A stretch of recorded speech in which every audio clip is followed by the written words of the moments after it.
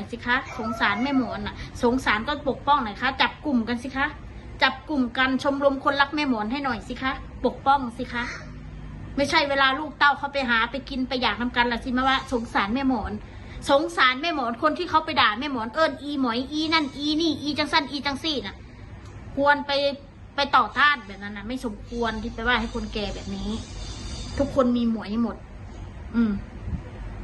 อายุ14-15 ปีมีเราหมวยนะนะอีหมอยนะเรียกคนอื่นแบบนั้นก็ซ้ำเรียกตัวเอง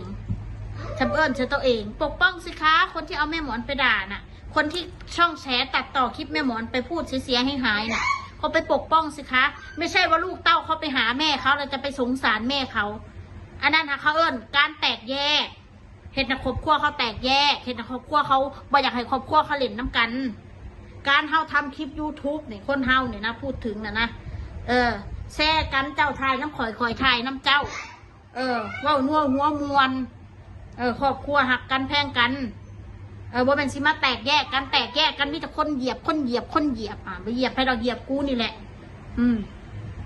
แต่กูก็บริสอนดอกถึงกูบริไปถ่ายห้องไว้กูก็อยู่ห้องกูได้กูจะบอกไปให้เด้อ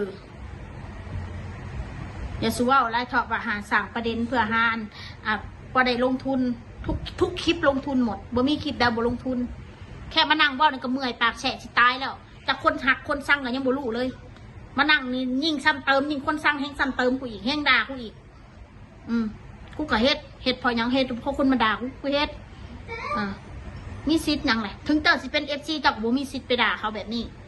ไปก้าวไก่เรื่องนี้เรื่องสินเขาเขาบ่ใส่หนีกับพ้นของเขาเองเจ้าบ่ได้มาเดือดร้อนตัวเองบ่ได้หามาใส่หนีให้เขาสิมาเดือดร้อนพ้นของเขาเองพ้นการกระทำของตัวเองถ้าบ่ใส่ค่ะกรรมมันก็ต้อง